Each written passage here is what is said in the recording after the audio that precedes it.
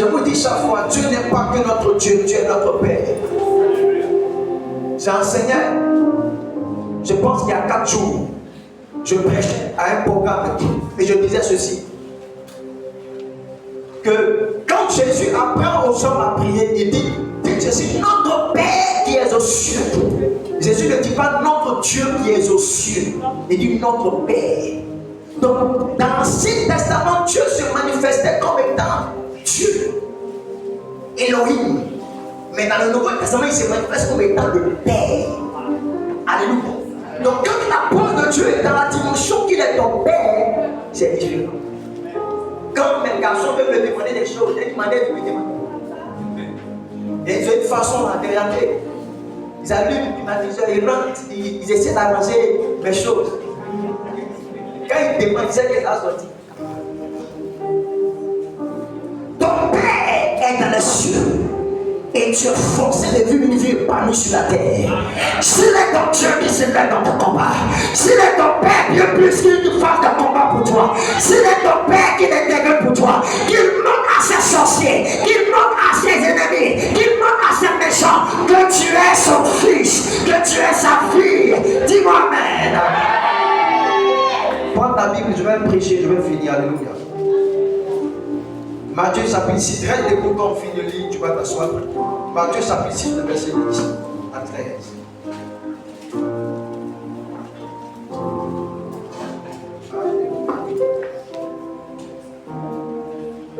Amen. Matthieu le chapitre. Voilà. Il faut mettre le verset suivant, le verset 9 d'abord. Là, nous allons comprendre. La Bible dit, quand vous priez, voici comment vous devez prier. Notre Père qui est aux cieux, que ton nom soit sanctifié, que ton règne vienne et que ta volonté soit faite sur la terre comme elle est faite au ciel. Seigneur, merci pour ta parole. Ce matin, parle à nos cœurs. Fais-nous du bien, Éternel. Je ne sais pas parler. J'ai commencé à parler à travers le bégaiement. J'avais du mal à m'exprimer. Tu m'as aidé toutes ces années. Que ton onction, que ton esprit demeure sur moi. Fais de moi juste un canal par lequel tu veux communiquer une pensée, une parole à tes enfants. Que mon orgueil disparaisse. Que mon humanité disparaisse. Que ma personne disparaisse. Que tu prennes tout le contrôle. Et que tu nous fasses du bien ce matin au nom de Jésus. Amen. Alléluia. Que Dieu te bénisse. Tu peux te rasseoir. Dieu pour. Alléluia.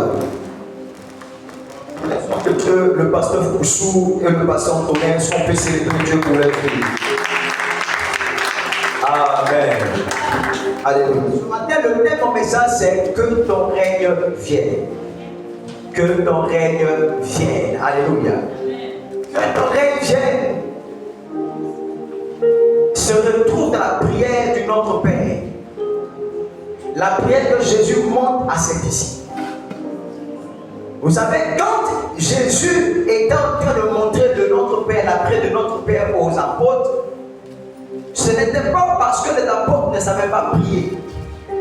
Le problème des apôtres, c'est qu'ils savaient déjà prier. Mais le problème, c'est que leur prière n'était pas efficace. Les prières ne produisaient pas de résultats. Parce qu'une chose est de prier, une autre est d'avoir des résultats dans ces prières. Ils avaient été habitués à prier. Parce que tout bon juif, tout bon israélite sait prier. Parce que là-bas, ils adorent Elohim.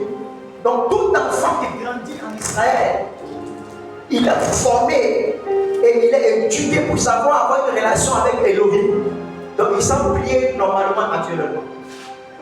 Mais quand Jésus leur apprend à prier, Jésus leur montre le secret et le mystère qu'il y a à prier efficacement. Il y a un problème avec le micro. Alléluia. Il leur montre comment on doit prier pour avoir des résultats. Qu'est-ce qui doit contenir les termes de ta prière? Qu'est-ce qui devrait rendre ta prière plus efficace, plus productive? Il est dit quand vous priez, dites notre Père est aux Mais ce qui vous intéresse, il dit que ton règne vienne et que ta volonté soit faite sur la terre comme au ciel. Vous savez déjà, la première chose que je vais vous dire déjà, c'est que la volonté de Dieu ne peut pas se faire si le règne de Dieu n'est pas manifesté. Ce qui amène la volonté de Dieu à s'accomplir sur la terre, dans une communauté, dans une famille, dans une église, c'est le règne de Dieu. C'est que Dieu règne dans un lieu. C'est que Dieu règne dans un endroit, que sa volonté peut s'accomplir. Si la volonté de Dieu n'est pas accomplie quelque part, c'est bien entendu parce que le règne de Dieu n'est pas là-bas. Alléluia. Et ma prière et ma prophétie pour toi ce matin, c'est que Dieu manifeste son règne dans ta vie et que sa volonté envahisse tous les domaines de ta vie. Tu m'as dit, Amen, tu es propriété de ce que je suis en train d'annoncer. Alléluia. Le règne de Dieu indique l'invasion du ciel sur la terre. Quand on dit que ton règne vient, ça veut dire que le ciel puisse envahir la terre. Les réalités qui sont au ciel, la gloire qui est au ciel, la vie qui est au ciel, les manifestations qui sont au ciel doivent se répandre sur la terre, doivent se transférer sur la terre. C'est ce que le Seigneur dit quand vous priez. Dites que ton règne vient. Partout où on parle de règne, ça fait référence à la royauté. Le règne fait référence à la domination. Le règne fait référence au contrôle. Quand on dit que cette femme, elle règne sur le commerce de ce secteur, amen, ça veut dire qu'elle domine sur le secteur. Amen. Ça veut dire que c'est elle qui contrôle le marché. C'est elle qui règne. Donc quand le règne de Dieu vit dans un endroit, ça veut dire que la domination de Dieu, le contrôle de Dieu doit s'établir. Qui m'a dit Amen? Amen. Qui m'a dit encore Amen? Amen. Le monde des ténèbres travaille dans la vie de beaucoup de familles parce que Dieu ne règne pas. Parce que Dieu ne règne pas pleinement. À la fin de ce message, quelqu'un ici va vivre, expérimenter le règne de Dieu dans sa maison, dans son commerce, dans sa santé, dans ses affaires, dans ton mariage, dans tes projets, dans ton entreprise. Tu vivras et tu expérimenteras le règne de Dieu. Dis-moi Amen, j'avance et je continue. Dis-moi Amen, j'avance et je continue. La présence de Jésus sur la terre était le signe que le règne de Dieu était venu sur la terre. Jésus me dit Emmanuel. C'est ça, non? Le nom de Jésus c'est Emmanuel. C'est qui veut dire que Dieu avec nous. Ou encore Dieu parmi nous. Jésus était la représentation du règne de Dieu sur la terre. Quand Jésus a commencé à prêcher, il est venu annoncer le message de son royaume. Il est venu dire qu'il y a une belle histoire que Dieu veut écrire avec toi. Jésus est venu mettre fin aux jeux de l'ennemi. Quand Dieu règne dans un lieu, quand Dieu règne quelque part, la première chose qui se manifeste, c'est que les ténèbres, l'activité des ténèbres prend fin. Amen. Partout vous verrez Dieu régner, vous verrez que les ténèbres ne peuvent pas se manifester. Amen. Dans le livre d'Ésaïe, chapitre 8, le verset 23, ou bien Ésaïe, chapitre 9, verset 1, ça dépend des versions de Bible. Ésaïe 8, verset 23, ou Ésaïe, chapitre 9, le verset 1. La Bible dit que les ténèbres ne régneront pas toujours sur Israël. Amen. Est-ce que tu m'entends ce matin? Et d'ici, les temps passés ont couvert de gloire le pays de Zabulon, le pays de Nephtali, les temps à venir couvriront de gloire. Mais le même verset là, il dit, mais les ténèbres ne régneront pas toujours. Quand le règne de Dieu vient, quand le royaume de Dieu vient dans un lieu, les puisse se manifester. Amen. Je ne sais pas quelle a été ou quelle est l'épaisseur des ténèbres dans ta vie, l'obscurité dans ta vie. Mais je prie, je déclare que les ténèbres libèrent ta vie aujourd'hui. Que les ténèbres ne règnent plus dans ta vie aujourd'hui. Que le règne de Dieu se manifeste. Je dis que le règne de Dieu se manifeste. Que le règne de Dieu se manifeste. Que le règne de Dieu se manifeste. Partout où les ténèbres règnent, il y a la calamité, il y a des pleurs, il y a des humiliations. Là où les ténèbres règnent, il y a des angoisses. Alléluia. Il dit ceci. Il dit, c'est le temps passé en couvert d'opprobre. Le verset 3, il dit, sur la terre où il y a maintenant des angoisses. Partout où les ténèbres règnent, il y a des angoisses. Partout où les ténèbres règnent, il y a l'opprobre. Aidez-moi à lire. Mais les ténèbres ne règneront pas toujours sur la terre où il y a maintenant des angoisses. Le premier indice, quand vous voyez les ténèbres se manifester quelque part, ce sont les angoisses. Les ténèbres attirent l'angoisse. Dans la famille, tout le monde est angoissé. Tout le monde a peur du lendemain. On ne sait pas ce qui va nous arriver. Aujourd'hui, on a enterré tant. On a peur. Il y a une dame qui m'a appelé du Congo. Il y a 2 ans, elle m'avait appelé là. Elle m'a dit, papa, elle ne sait pas, hein, mais elle sent qu'il y a comme la mort qui est en train de décimer dans les gens dans sa famille. Son père est décédé. Ses oncles sont décédés. Elle a perdu un cousin. Elle a perdu un autre oncle. Elle a perdu une tante. Elle sent que les gens meurent. Elle m'appelle, elle me dit, papa, la semaine passée, on vient de perdre encore quelqu'un. Quand j'étais en voyage, alléluia, elle m'a appelé. Elle me dit, homme de Dieu, il y a mon frère qui est malade, qui est hospitalisé dans ce monde précis. Il souffre d'un problème lié à son digestif. Et c'est très sérieux. J'ai prié pour le monsieur au téléphone. Elle m'a encore rappelé, papa, il s'est encore grave. Sa situation s'est encore empirée. Qu'il semble que c'est ce que je t'ai parlé là. Il y a quelque chose de ma famille qui est en train de tuer les gens, qui est en train de décimer les gens. Alléluia. Et comme j'étais toujours en prière, après, des jours après, elle m'a envoyé un message, elle m'a dit, papa, ils l'ont libéré de l'hôpital et qu'il est rétabli par la grâce de Dieu. Alléluia. Écoute-moi très bien. Quand les ténèbres règnent dans toi, il y a l'angoisse, la peur du lendemain, l'inquiétude du lendemain. On ne sait pas de quoi l'avenir sera fait. Quand les ténèbres règnent quelque part, c'est ça l'opprobre. L'opprobre, c'est la honte. L'opprobre, c'est l'humiliation. L'opprobre, c'est cela. Alléluia. Il y a des familles qui ont du potentiel pour réussir, mais qui ne réussissent pas. Il y a des gens qui ont tout pour réussir, ils sont intelligents. Ils ont de la prestance. Ils ont de la sagesse, ils savent même parler.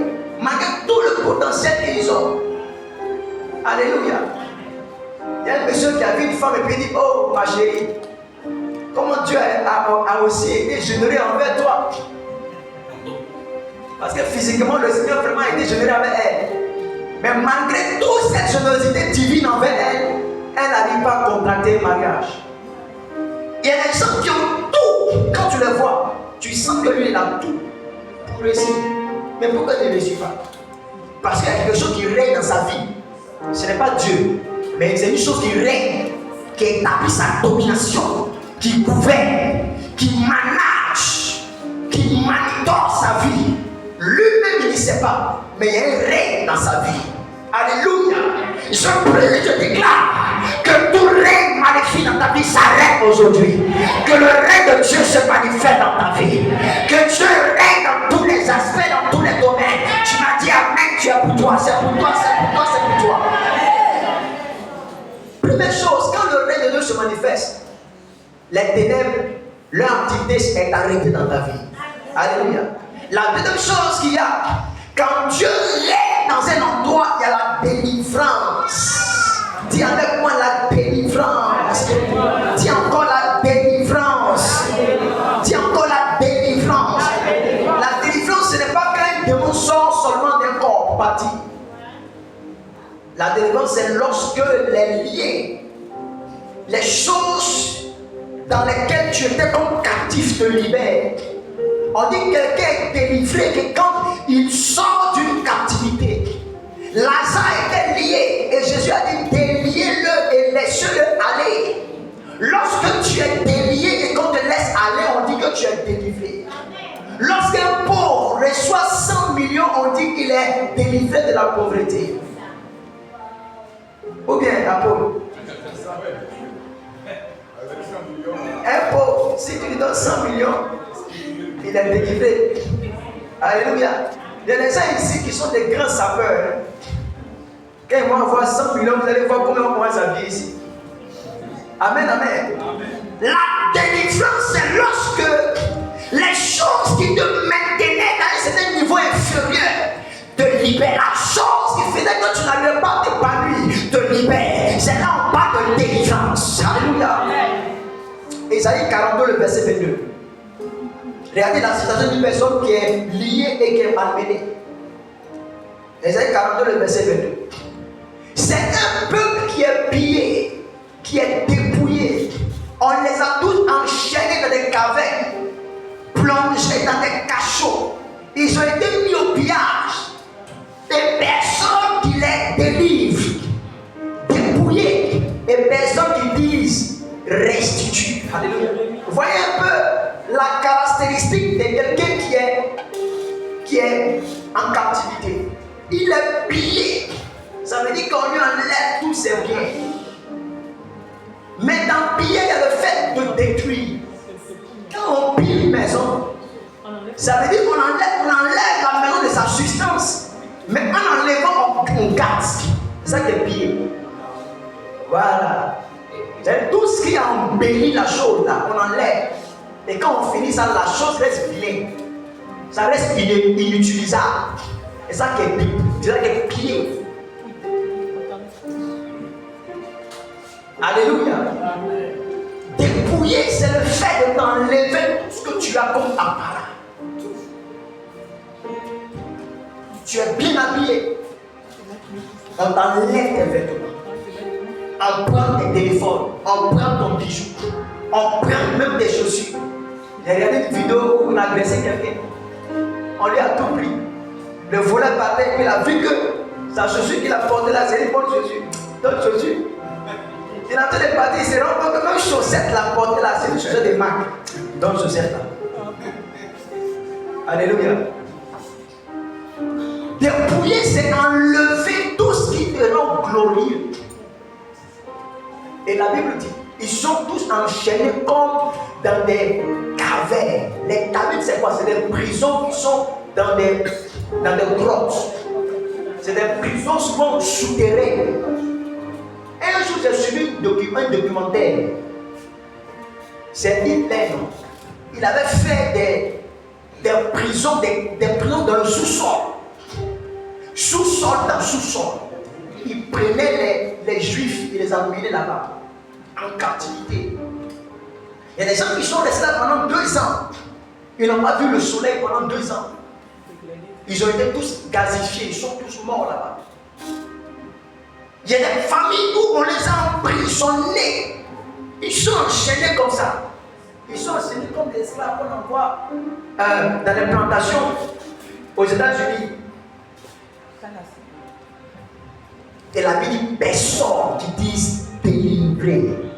Personne qui dit délivre. Personne qui ne vient délivrer. Quand le règne de Dieu est absent dans un endroit, il y a des manipulations spirituelles qui sont faites.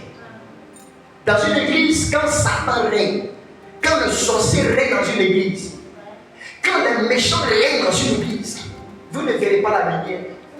Vous ne verrez pas la gloire.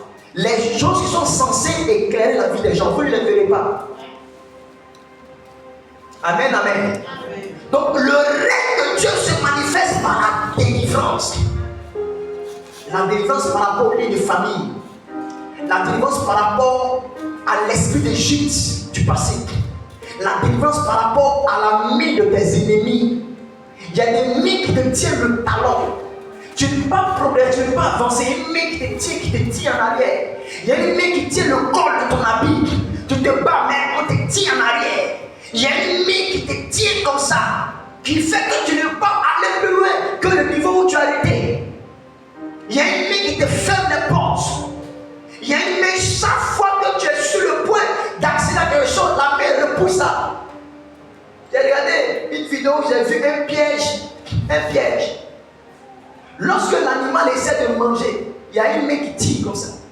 Donc l'animal espère, l'animal fuit de fort, mais il n'arrive pas à posséder la nourriture. Il y a des gens qui sont dans des situations pareilles. Mais quand Dieu règne, la délivrance est manifeste. Je prie que le règne de Dieu se manifeste dans ta vie. Que tu sois libéré de la captivité. Ta permission soit libérée au nom de Jésus-Christ. Ton héritage soit libéré de Jésus. Je ne m'as pas dit Amen. Tu ne m'as pas encore dit Amen. Que Dieu te délivre de toute forme de captivité. Que son règne se manifeste dans ta famille.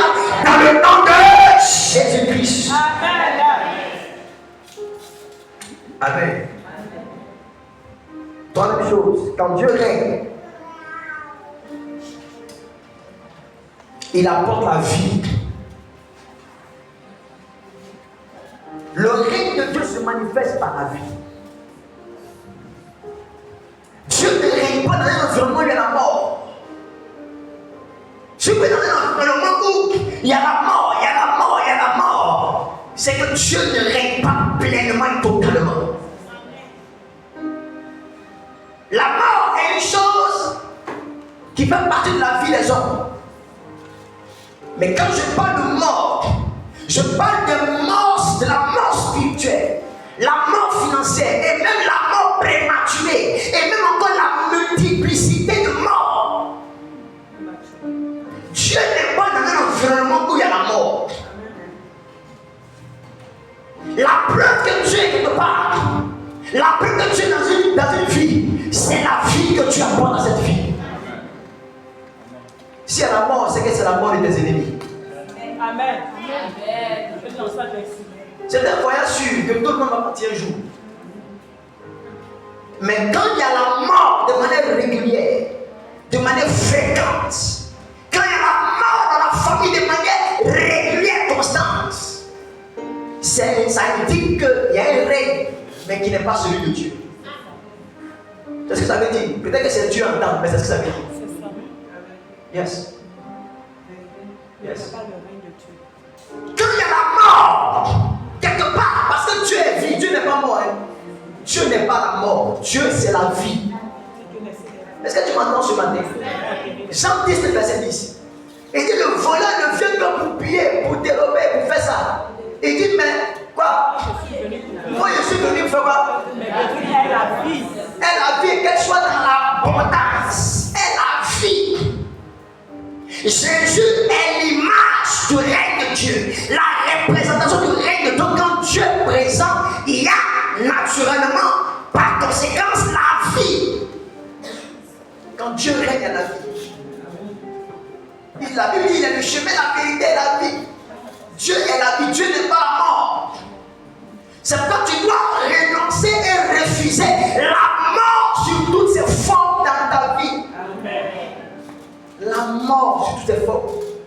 Mort spirituelle, mort financière.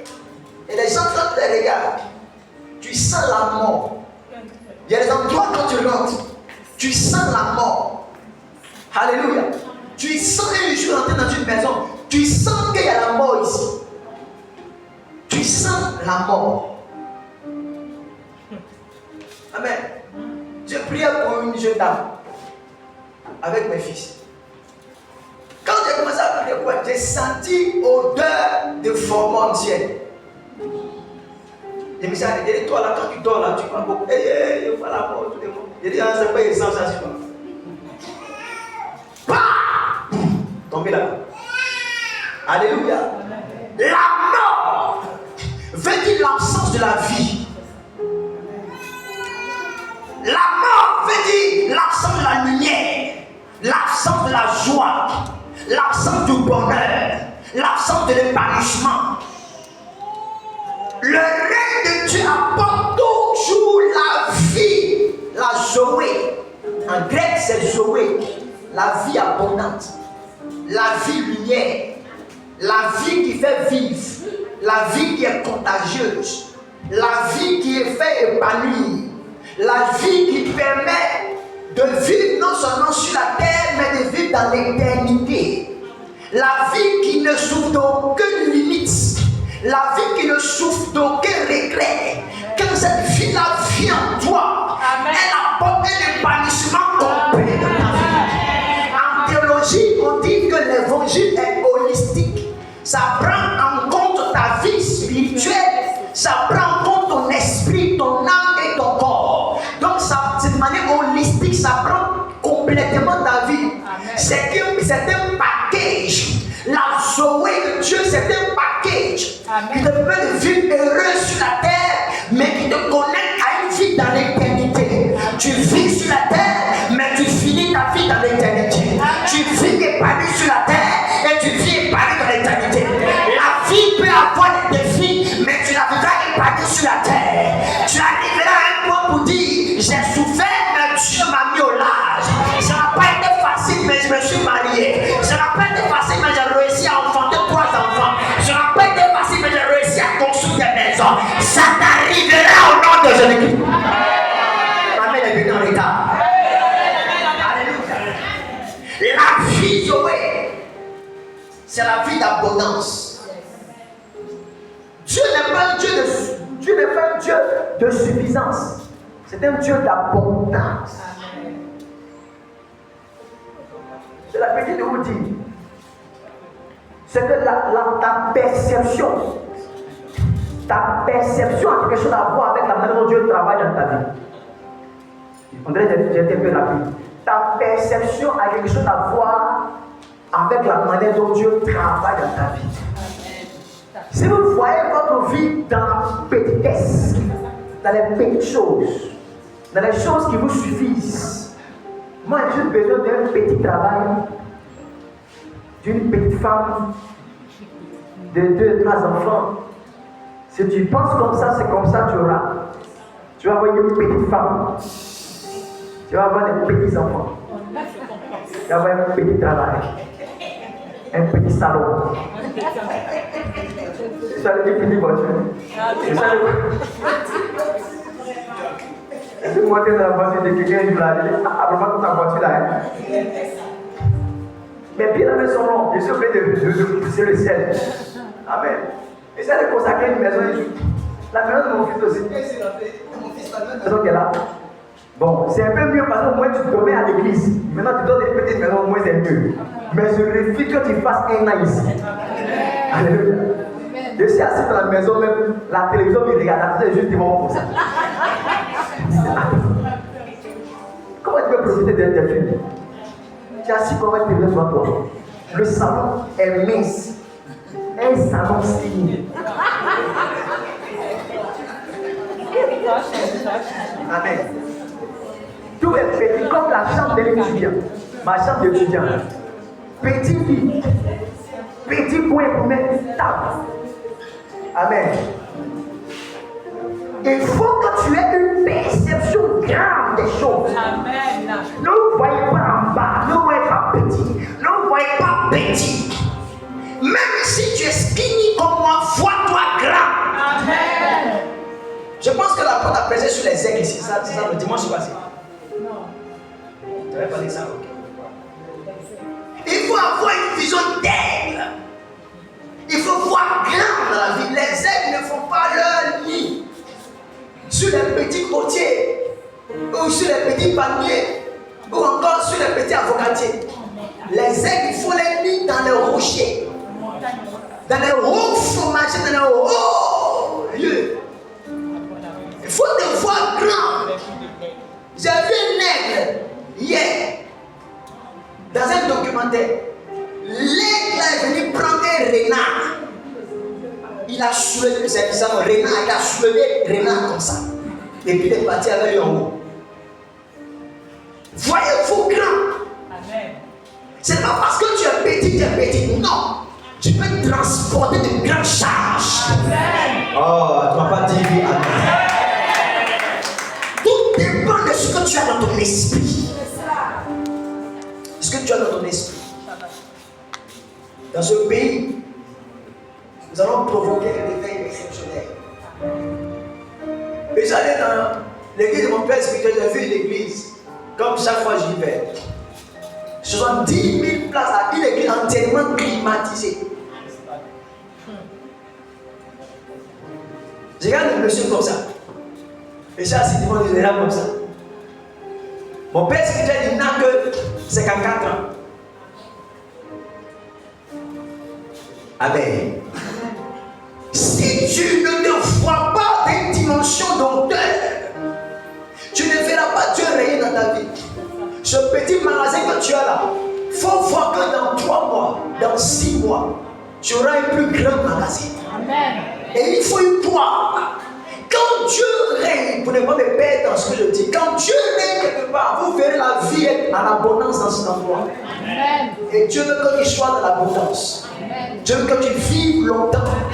Dieu veut que tu sois épanoui. Que ta vie ne s'arrête pas en cours de chemin. Non, non, non, non, non, non, je refuse ça pour toi. Que ta vie ne s'arrête pas en cours de chemin. C'est toi qui vas plutôt enterrer tes parents. Mais tu les enterreras quand ils auront vieilli, ils auront profité de ce que tu seras devenu. Dis-moi Amen. Dis-moi Amen. C'est toi qui vas construire cette maison à ton père, à ta mère. Papa, tu t'es battu pour moi, mais moi aujourd'hui je construis tes maisons. Va dormir en paix. Tu n'auras plus à travailler. Tu vas juste profiter de tout ce que tu auras fait dans la vie. Le règne de Dieu. Amen. Comment provoquer le règne de Dieu? Comment le règne de Dieu vient? Première chose, c'est par la prière. Le règne de Dieu devient visible, devient palpable à travers la prière. Il dit, quand vous priez, dites que ton règne vient. Donc la prière est l'instrument qui déclenche le règne de Dieu. Quand je commence à prier, la prière est une invitation officielle du règne de Dieu. Je vous dis souvent, moi je ne vais pas à un mariage où je ne suis pas invité. Parce que j'ai connu une honte dans ma vie. Une honte très sucrée. On m'invite à un mariage. Un ami, on invite au mariage. Il me dit non, Bishop, allons. Mais celui qui s'est marié, je le connais très bien. Je le connais très bien. Et il ne m'a pas donné de carton d'invitation. Mais comme je le connais, on sait qu'en Côte d'Ivoire, quand il y a un mariage que tu connais la personne, tu peux partir sans invitation. Mais moi, il ne savait pas qu'il y a un mariage, j'étais un mariage. Moi, je m'en vais au mariage. Je me sens. On s'en va. On arrive à la porte. Il y a un monsieur à porter des nœuds papillons.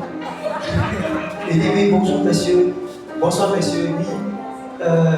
Oui, vous avez été invité. Non, ok, d'accord. On regarde la liste. On regarde le premier nom. Deuxième partie, c'est quel nom? Il dit c'est prophète J. On regarde. Il dit prophète J. Votre nom, il n'y a pas d'autre nom. J'ai dit bon, c'est Zou. On dit bon, d'accord, Zou, hein? Ok, d'accord. On regarde. On dit il n'y a pas un autre prénom. J'ai dit non, mon prénom c'est un seul, c'est Carlos. Maintenant, si mon élève m'appelait avant Étienne, je ne sais pas si. On dit en tout cas, ton nom là, peut-être que c'est écrit derrière la feuille. Ils ont écrit en feuille. Ton nom n'apparaît pas sur la liste. Donc mon ami, on donne son nom, lui il rentre. Il dit mon frère, on rentre comme ça là. Ils sont arrêtés là, gaillardement. D'ailleurs, ils sont arrêtés là, moi seul avec mon histoire. Si elle peut disparaître, elle disparaît. Donc il dit non, merci, ici là chez moi. Alléluia. Et j'allais m'asseoir à Place. Ils allaient boire un cocktail. Et puis c'est que chez moi la maison. Alléluia. Donc moi, je ne vais pas être mariage, je vais inviter. Dans ma vie là, je m'invite à ton anniversaire. Si ce n'est pas comme un anniversaire, comme aujourd'hui tout à l'heure là, on va inviter un anniversaire. Mais lui-même qui m'a invité, lui-même qui fait son anniversaire là, il ne m'a pas invité personnellement. Donc je n'irai pas. On dit non, c'est à l'hôtel d'Ivoire. Je dis bon, ok, allez d'abord à l'hôtel d'Ivoire. Moi, je n'irai pas là-bas. Alléluia. Écoute-moi bien, la prière est une invitation officielle pour que le règne de Dieu se manifeste dans ta vie. C'est pas, il y a une prière que je vais te donner de faire à partir d'aujourd'hui. Pour tout le mois de mars. Père, que ton règne vienne dans ma vie. Père, que ton règne vienne dans ma vie. Quand tu lèves le matin, que ton règne vienne. Tu commences à parler en langue. Que ton règne vienne. Que ton règne vienne. Que ton règne vienne. C'est une invitation officielle. C'est une permission solennelle que tu donnes à Dieu pour régner dans ta vie. Dieu ne règne pas dans un endroit où on n'invite pas, où on ne l'appelle pas. Si tu l'appelles, il viendra. Si tu l'appelles, il viendra. Si tu l'appelles, il viendra. Il y a une chanson en malais, on dit Nika wele, Nika wele, Nika wele, Nika wele, Nika wele, Nika wele, Nika Jésus wele. Ah, c'est pas bien chanté la chanson.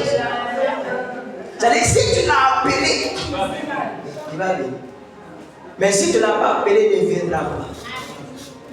Deuxième chose, le règne de Dieu se manifeste lorsque Dieu trouve des hommes disponibles. When God, quand Dieu trouve des hommes disponibles, quand il n'y a pas de personnes disponibles pour que Dieu règne, son règne se manifestera. Est-ce que toi tu es disponible pour Dieu? Les gens sont trop égoïstes, ils ne pensent qu'à eux. Leur vie, ce n'est que eux. Si vous êtes trop personnel, trop égocentrique, trop égoïste, Dieu ne régnera pas en vous, par vous. Dieu ne régnera pas. Le règne de Dieu ne peut se manifester que quand Dieu trouve des hommes qui sont disponibles. C'est pourquoi il est dit en Isaïe chapitre 6, où Dieu dit, qui enverrai-je et qui marchera? Est-ce que toi, Dieu peut dire, qui marchera? Amen. Dans le livre de 1 Samuel, le chapitre 3, Dieu appelle un jeune homme qu'on appelle Samuel. Samuel, Samuel, Samuel. Et il a l'impression que c'est la voix de son papa, le sacrificateur Élie, qui l'appelle. Et le papa lui dit, si tu entends encore la voix là, si tu entends encore la voix, il faut dire, Seigneur, me voici. Seigneur, me voici, il veut dire, Seigneur, je suis disponible. Dieu peut commencer à régner dans une église, c'est quand il trouve des hommes et des femmes qui sont disponibles. Si vous n'êtes pas disponible pour Dieu, Dieu ne régnera pas dans votre vie et par votre vie.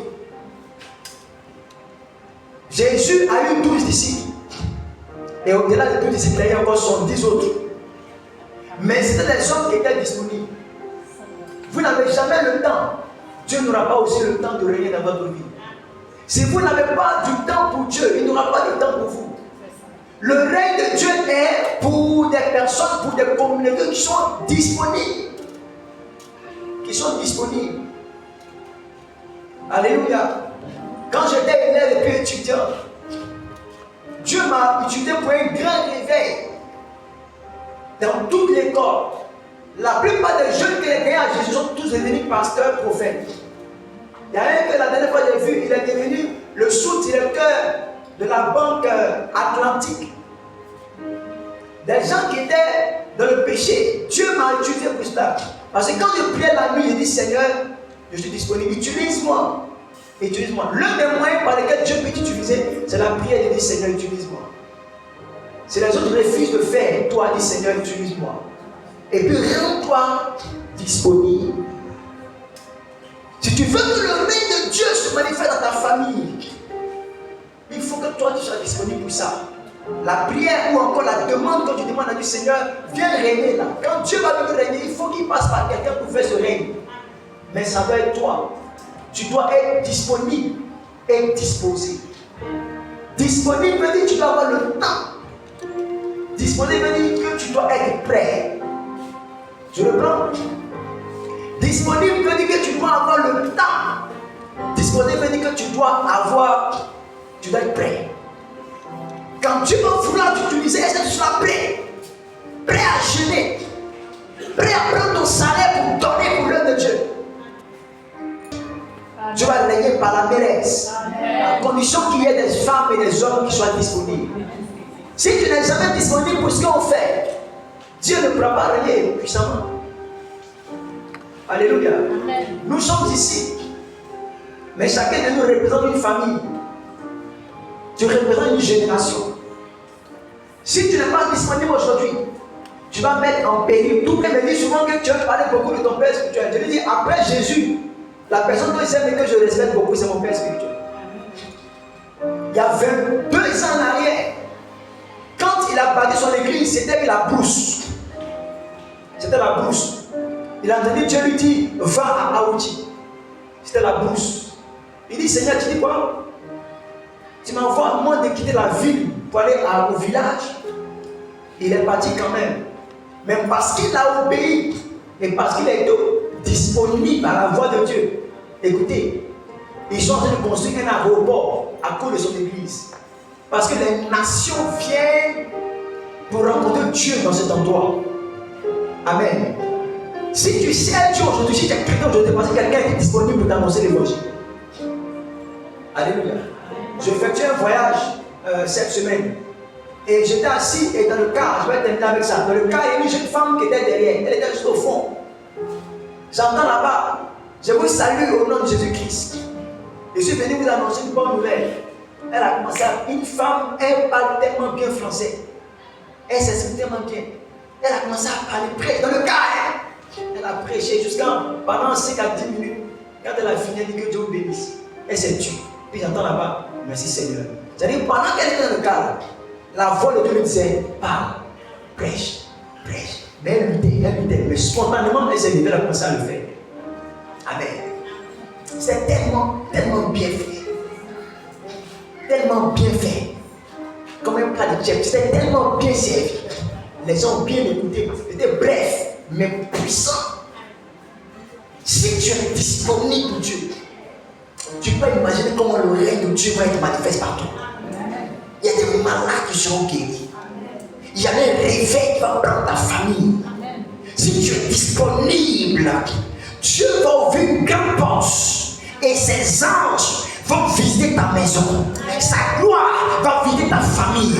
Si tu es disponible, dis-moi Amen. Dis Père, me voici.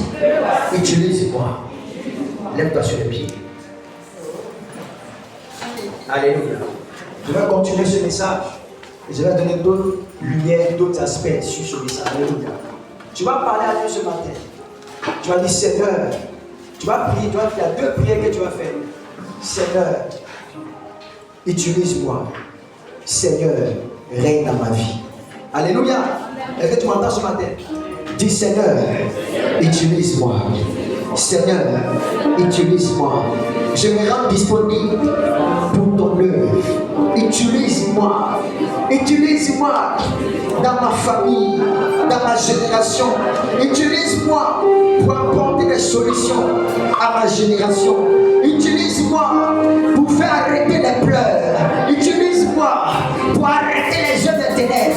Utilise-moi pour aider les familles, pour consoler les veuves, les orphelins. Utilise-moi pour guérir les malades. Utilise-moi pour soutenir ton œuvre. Bénis-moi pour soutenir l'œuvre de Dieu. Là, on va commencer à prier. Prie le Seigneur maintenant, prie le Seigneur. Merci Seigneur pour l'esprit de révélation dans ta parole. Merci pour cette sémence de vie. Que toute oreille qui m'entend, toute vie qui me reçoit ce matin, vive et expérimente ton règne.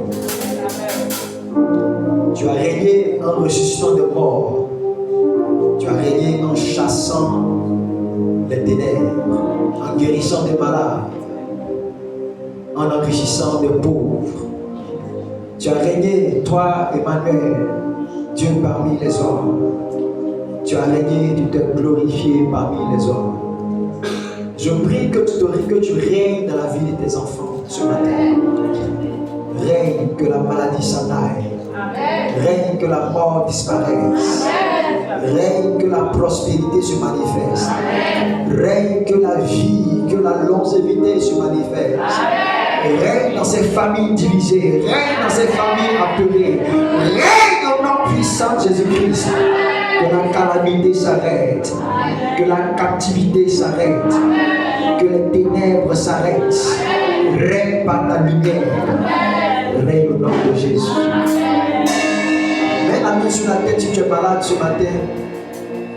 Mets la main sur la tête si tu as un mal. Il y a une femme qui a une boule juste sur ton côté ici. Pose la main. Pose la main à l'endroit où tu sens un mal, où tu as un mal, tu souffres de quelque chose. Tu prends des médicaments. Tu as fait beaucoup d'analyses. Tu n'as pas eu gain de cause. Pose ta main. Le règne de Dieu est un règne de guérison. Alors que ta main est sur cet endroit, j'envoie le règne de Dieu par cette prière.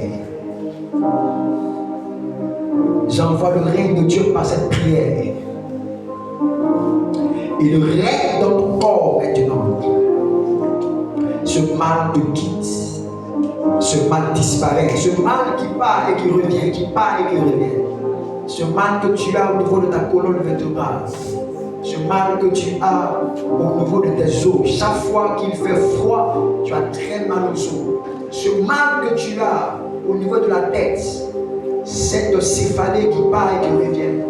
Ce mal, cette maladie que tu traînes, cette hépatite, ce problème de sang, ce problème de diabète, ce problème d'hypertension, d'hypotension, cette difficulté que tu as au niveau de ta dentition, au niveau de la peau, ce problème dont tu souffres à l'œil, au niveau de la poitrine, ce problème que tu as avec tes organes vitaux aujourd'hui même, la puissance de Dieu te guérit. Ce mal sort de toi. Ce démon, cet esprit qui te suit, s'éloigne de toi maintenant. Il y a une délivrance que le Seigneur est en train de faire. Il y a une délivrance que le Seigneur est en train de faire. Un esprit t'a suivi jusqu'ici. Il est en train de s'éloigner de toi. Il est en train de te libérer. Il est en train de te libérer. Chaque fois que tu dors, cet esprit vient, il t'assoupit, il vient, il t'assoupit, même cette semaine. Au nom puissant de Jésus, je proclame ta délivrance. Je proclame ta délivrance. Il y a une personne qui a mal à l'oreille. Tu as mal à l'oreille. Tu as des douleurs. Pose ta main là-bas. La main de Dieu vient te toucher maintenant. Tu es guéri. Tu es libéré. Les lignes qui te tiennent tombent. Les chaînes qui te tiennent tombent. Les chaînes qui te tiennent tombent. Les chaînes qui te tiennent tombent. Les chaînes qui te tiennent tombent.